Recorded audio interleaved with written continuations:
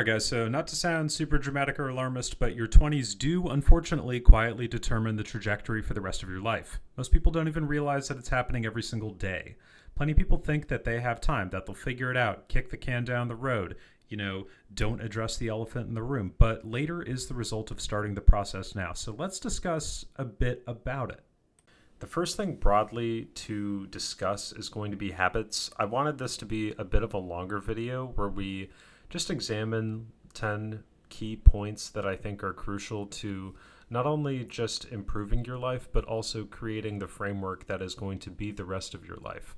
And this is going to be targeted a bit more to people who are in their early to mid 20s, but for anyone else that's older or maybe even younger, these are points that I'm sure if you apply them, they will work very well in your life. So the first thing to discuss broadly are habits. So self-examine. Are you the type of person that can easily waste an hour or two scrolling social media, watching videos, maybe chilling out a little bit too much, in the mornings or after work or school?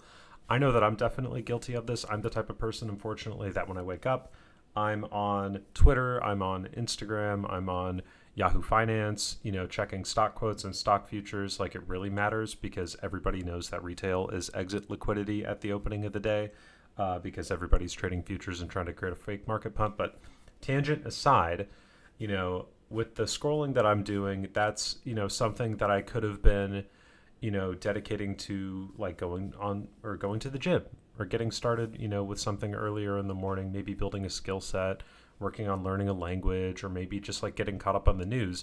Instead, I'm choosing to do something that is like completely counterproductive. It does absolutely nothing to help improve my day. So, to sort of hammer this home, you don't like wake up at 30 and suddenly become more disciplined. You don't just like start going to the gym, managing your money actively, or focus on real tangible goals that if you had spent your 20s mindlessly spending and distracted, you would have built up already. Because much like wealth compounding, habits do as well for better or for worse. So to sort of illustrate this, you're building a debt like every single day that you do not prioritize your physical health. And sooner or later, that debt is going to be cashed in on. So, for example, the average retirement cost of healthcare, including treatment, is nearly $200,000 per person as of 2026. So, yeah, it absolutely is a form of investment to take care of your health. To sort of continue with the habits, this also obviously goes for investing. Have to include a few PF points here. This is a finance channel after all, but the things that you choose to do every single day, are like mentally conditioning you in a very small but real and tangible way, because it can become easier just to wake up, turn on your phone and scroll. It'll be harder, to get up, force yourself out of bed, make breakfast, go to the gym. That's hard, but it gets easier if you start doing it. Another big point that I wanted to discuss, and this can be a little bit more controversial, but talking about the friends that are around you, the people that you choose to surround yourself with. Friendship is sort of one of those things that nobody really wants to touch or discuss when it comes to like building success. And it's also something that nobody wants to be incredibly frank about in a really serious way because it can feel really disloyal or even judgmental to switch up on people. And while that can be true, and I'm not advocating for you to cut your friends off, but the reality is the people that you spend the most time with will heavily influence what happens in your life. It's often said, quite wisely, that we are the average of the 5 people closest to us. So, friendship in a utilitarian sense can be very much an echo chamber. And I know this is a bit uncomfortable, but it's really true. You can be motivated, you can want to improve your life, like lock in, get your shit together, like winter arc type shit, with the bass boosted Sigma music in the background. But like if the people around you are deeply unserious or distracted or not trying to grow, maybe remaining stuck, it's difficult to get access to those new ideas. And it's really easy to fall back into those old habits. So to, give an example about this, discussing the transition from college to adulthood. This is one thing that I feel isn't really talked about enough. And if you did go to college, great. If you didn't, I'm sure there are plenty of parallels that you can sort of apply anyways. But, college and young adulthood. So for context, I'm turning 26 this year. I graduated 4 years ago. College is a super social time in your life because your environment is so structured. Like your social environment is structured, your responsibilities are structured, that you don't ever really feel any sort of uncertainty. Like there's no danger if you're diligent and not about to drop out, right? Like you can go out multiple nights a week. You can stay up until 2 a.m. on school nights, gaming, hanging out with friends. You can spend your money on going out and food and focus a lot on your personal appearance. And like your social life, that's a huge part of it. So personally, I went to a huge state school, and this was virtually my life. Like going out all the time, hanging out with friends, always saying yes. And it definitely resulted in some unhealthy, unfortunate drinking habits that have taken a lot of time to reduce and sort of correct in my life, as well as about 40 pounds of fat that I had to lose through going to the gym. The freshman 15 for me was like double X big back supreme. I gained 40 pounds in college. It is what it is. And I know a lot of people in my early professional life that are like still trying to hold on to that college lifestyle because you don't want to sacrifice youth. But that's why people fall behind. Like you need to be building your career. You need to be saving and investing. You need to be improving your health, building discipline, and developing skills. Because, one thing that I've sort of come to realize over the last year is I'm not sacrificing my youth at all. I want to prolong it. I want to expedite my retirement. I want to keep going to concerts, and I want to be able to afford to travel in the way that I did or was while I was in college. I want to continue to have these, really social experiences, and I want all my friends to get there too. So that's why I'm so focused and disciplined and trying to remain that way all throughout my 20s, because I want to prolong it. I want that to be my lifestyle. And the way you can make that your lifestyle is by maturing, being disciplined, and being rigorous about this. I have plenty of college friends and plenty of high school friends who frankly did not grow.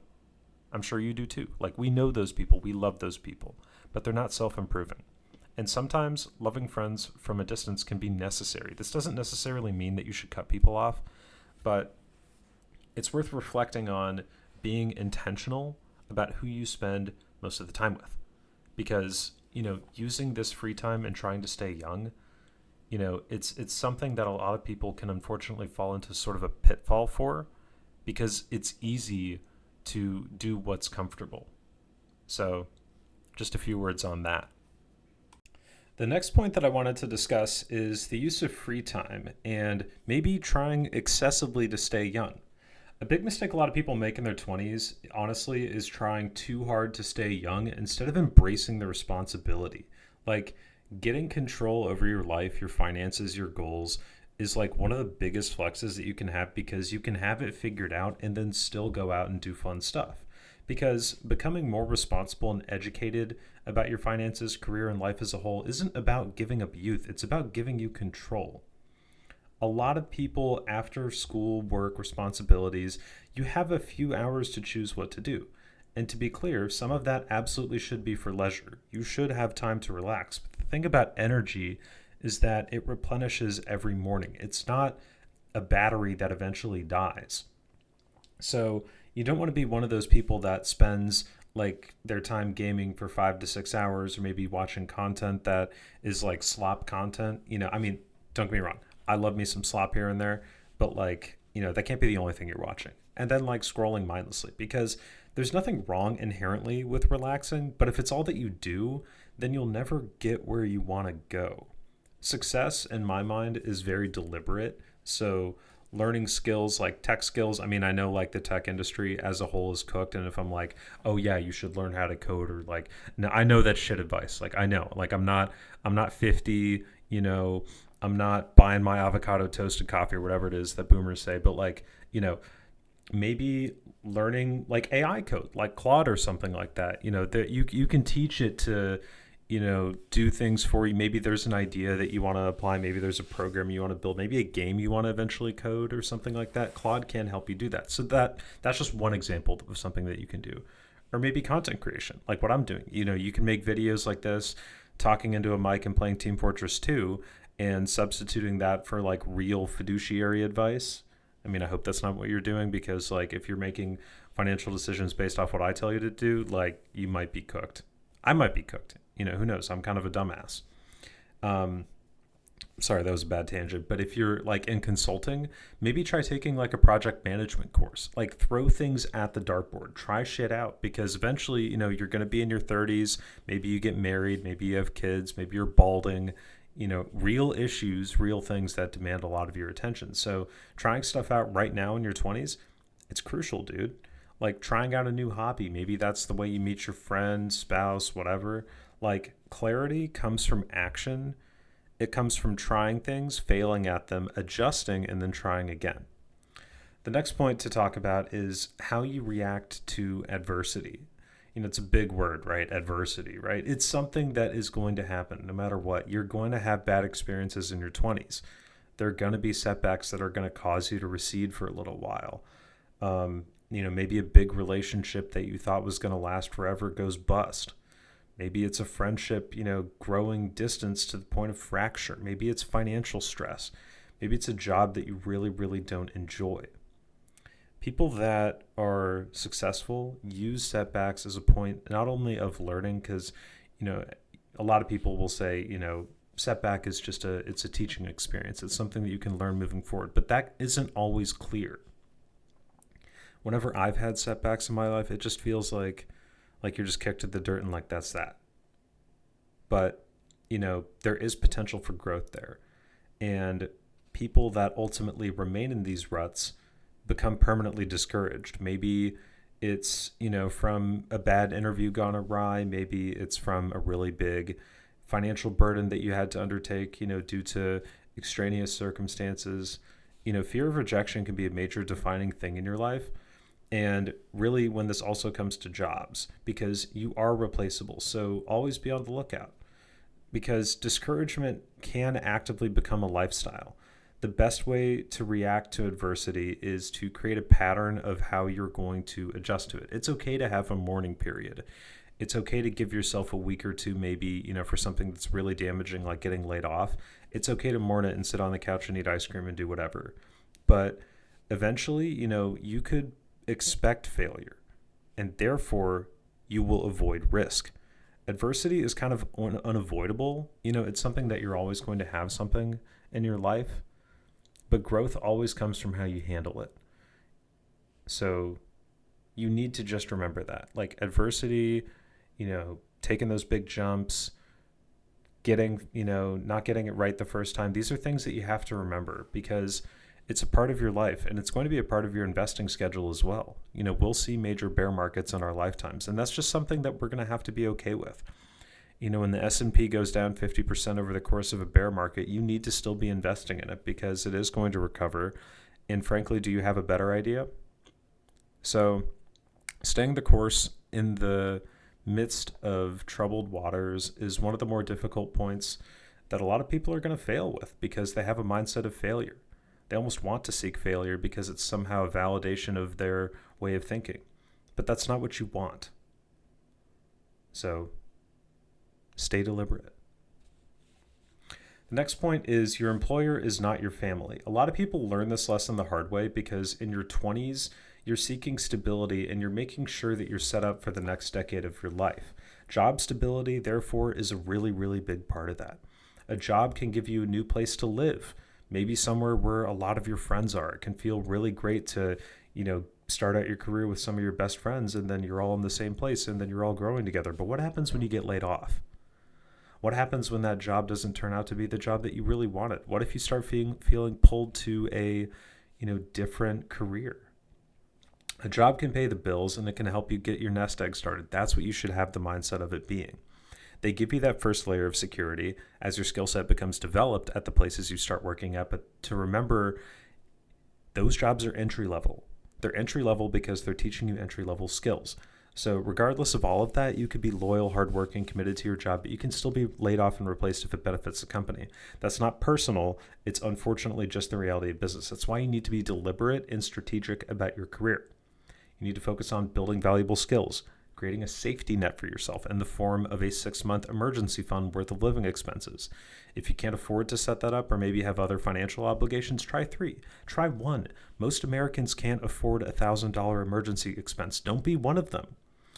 And then finally, building your investments, because eventually that will retire you. Your job is a tool, and your job is the key to building the life that you want to have. It is not your identity. A lot of people can feel like their career is a crucial part of their personality. They feel very attached to the things that they do. They feel very attached to the person that they are on the job. But when you go home, you're no longer that person. You're back to reality. You're back to your life. So what is it going to be? What are you going to build? So the next big point is going to be saving and investing habits. Of course, everybody knows the example of starting saving or investing $500 a month at 25 versus at 35.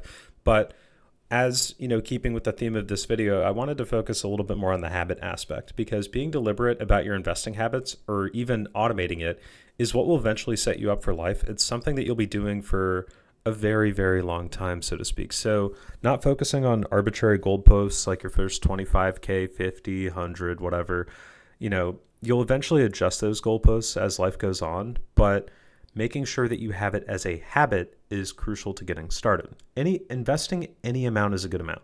Plenty of people delay investing because they don't think that they can contribute enough, but dude, every dollar that you invest now is going to have time to snowball. It's about discipline and patience. It's not about financial goals. It's like brushing your teeth, dude. It's something that you have to do. So just do it. It's something that you have to do. So be responsible, be a responsible adult, invest your money. You have to do it. It's about discipline and patience. We don't know what the next crypto thing is going to be. We don't know what the next 100x multi-bagger stock play is going to be. So just invest. Be deliberate. Don't keep fiat or hard cash. The Fed's printing the money away anyways. You might as well invest it, because we're not in this to get rich. It's just something that we do. It's something we have to beat inflation. Inflation is the enemy. This is something that really gets me fired up, because a lot of people always will not invest because they don't think that they can contribute a meaningful amount. But I'm telling you, any amount is a meaningful amount, because it's about starting those little habits. Those little habits will change your life. Going up a staircase is made of a ton of tiny little steps. But at the same time, you should be contributing an amount that does feel like a lot, because you want to set a baseline for your investing habits. So to give an example, I can afford, full transparency. I personally invest about $500 a month on my current salary into my investments, into my Roth IRA, into my taxable investments, because I know that this is the baseline that I am going to have throughout my career, because I know that hopefully, really hopefully, that this is the least amount of money that I'm ever going to make in my career. So eventually, when I have kids and I have a family to support, and eventually there are going to be other costs that are going to eat up more of my salary, I'll still have this $500 baseline that I can contribute to. That's what I try to base my net worth growth projections off of. It's what I try to base my future financial plans off of. But, who knows? Maybe I'll have a much higher paying job eventually, and I'll be able to contribute $2K a month. Who knows?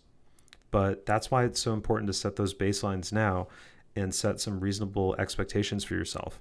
But even more than that, it's about the habit. Investing is a deliberate thing. It's a deliberate choice over a very long time horizon, 20, 30 years.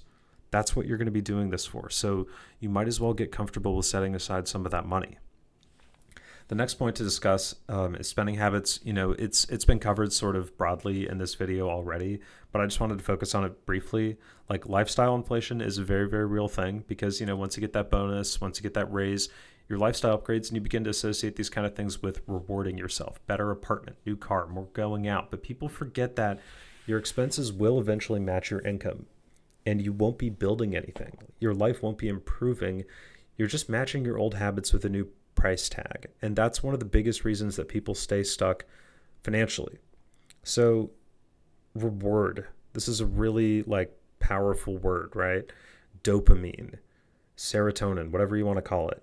Rewarding yourself is something that everybody wants to do. You get that bonus, you get that Lego set that you've wanted. You get that car trinket upgrade, you get that new phone, you spend it on a nice trip. Although I'm personally a big advocate for travel, so rewarding yourself with a nice trip is absolutely something that you should do, because, while you're healthy, while you're able, you should be traveling, experience as much of the world as possible. But once you associate money hitting your account as a thing to reward yourself with for things, that's going to eventually take a psychological toll. And it's not going to feel as good, when you're investing money into the market. That's why it can feel like going to the dentist, taking care of your finances and being on top of it. It's not something that's sexy, and frankly, most of the time it's pretty boring. But that's why it should be so exciting, because you shouldn't be just rewarding yourself. There would be other things that you should focus on. You need to focus on building your wealth. You need to focus on your health. You need to focus on going to the gym. You don't need to focus on rewarding yourself. And yes, it's okay to treat yourself every now and then, but you don't want that to become such a regular thing that it clouds your judgment from making those financial choices that are going to build those habits that'll get you to where you want to be. The next point that I wanted to make is discussing a little bit about dating, because dating and relationships in your 20s can have a much bigger impact on your life than most people honestly will give it credit for. Because the person that you spend the most time with or talking to, they're going to influence how you think. They're going to influence how you spend your money. They're going to influence how you spend your time and, frankly, what you prioritize. Because if you're with someone that's like super aligned on your financial goals, and they're encouraging you to improve and understand that you're trying to build something for your future, they can push you towards that, faster than almost anyone else. But if you're with someone who is impulsive, wants to go out, focused only on short-term fun, constantly spending money, or maybe doesn't respect your goals or doesn't want to help build towards that eventually, it can quietly hold you back for years. And the dangerous part is often mixing love and finances is really, really dangerous. It can lead you down a path, that you may not be able to return from. It can determine so much of, your wealth building and what's going to be possible with your potential spouse. But even more than that, dating can be a real time sink for a lot of young men. Hookup culture is really, really pervasive nowadays, and it's something that is psychologically, frankly, going to damage a lot of people, because modern dating, unfortunately, is a form of distraction, constant comparison, unrealistic expectations, short-term thinking. If you're not careful, you could spend years in situations that are draining your energy, your time, and your focus. You don't need to have everything figured out, and you don't need to attract the perfect person, but you do need to be very intentional about who you invest your time in, because it will passively have an impact on how you think. It'll have a passive impact on how you act, who you eventually want to attract, or, who you're spending your time with, because like modern dating and social media have really fused to create a sort of beast of its own. There's a lot of comparison. There's a lot of unrealistic expectation. And our culture, especially here in the United States, is one that prioritizes attention and validation over building something real. A lot of people, don't care about who they're going out with. They care about how it looks. I could think of so many friends, and frankly, I'm guilty of this too, even whenever I go places, I want to make sure that I have things that like show that I went there, or maybe, to advertise my life to other people. I do feel pulled to do that at times. And it can be really similar with dating, because a lot of people will bounce from situation to situation, never really building that stability, because they care so much about how it makes them look. Social status is a really big thing. And I think social media has really fused with it to create a beast of its own. And that can be emotionally so draining. It can be so draining. It can be so distracting, especially in these crucial years of our 20s when we're supposed to be building our life. You don't need to have everything figured out. You could eventually meet that dream person in your early 30s, 40s, 50s, hopefully not, before then. But you don't want to erase those years of progress. The right person can make the hard parts of life, like finances, being aligned on your long-term goals, can make it a lot easier, because, they'll bring potentially income, stability, care. And fostering that is going to be one of the best investments that you can make, because the person that you date or go out with doesn't affect your love life. They affect your trajectory, because you're fusing something so emotionally intense with these crucial life choices that are going to eventually impact how you think. The final point I wanted to discuss is a little bit about our vices. So, like drinking, smoking pot, escapism more broadly. Like, to be frank, it is counterproductive. It's counterproductive to have vices because, vices ultimately can control you, and moderation therefore becomes key. If you spend too much of your life drinking, the bar tabs, they're getting hefty, dude. Like, I live in a place where we have $9 pints. It makes me want to go to like teetotal. I mean, I'm not going to do that obviously, but like it makes me want to just because, God, I really miss, the opportunities to just hang out with people where it didn't frequently involve drinking. Like in your 20s, that's something that people really don't tell you. A lot of your social interactions are going to be centered around alcohol if you live in the US or Europe potentially. And, it's like riding the maelstrom, dude. Like you're like in Pirates of the Caribbean going around that like water vortex or whatever the hell you could call it. You don't want to go down there. You don't want to get trapped. You don't want to be the type of person that's just completely socially dependent on drinking. So in that vein, I would encourage, go out with your friends and play a sport. Maybe live together. Maybe, I don't know, reading a book club makes me sound like fucking 60. But, I mean, you could do that. You could align, to use the corporate words, like on habits that you both have. Or not habits, but hobbies.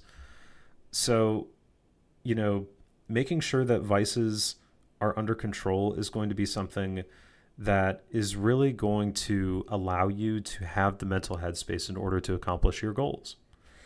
So, to sort of wrap up and conclude, these are 10 points that I think are super important to at least think about and reflect on in your life, because a lot of us guys, this video isn't just for the guys out there, but a lot of us, like in our 20s, we feel pretty lost.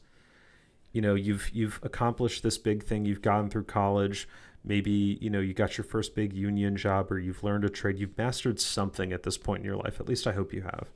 And if you haven't, then get on working towards it, because your 20s are about building things. You're not supposed to have everything figured out, but being lost and doing absolutely nothing about it, that's where problems start. And that's when they really cement. You don't want to watch life pass you by. You don't want to watch all the decades slowly meld together and you're just this 50, 60-year-old person just bitter and full of resentment. You don't need to fix everything overnight, but you do need to start making better decisions consistently, because your future isn't just something that happens to you, and adulthood clarity isn't something that comes with age. It's something that you need to build one habit at a time. So guys, as always, thank you for watching. Like, comment, and subscribe. Leave a comment, like what's one habit that you're really trying to work on this year? For me personally, it's focusing on controlling my vices, to be totally transparent. Like I'm still working, that out in parts of my life, and I'm trying to make sure that I stay the course and stay focused. So I hope that you guys too. So again, guys, thank you for watching. I'll see you guys in the next video. Peace.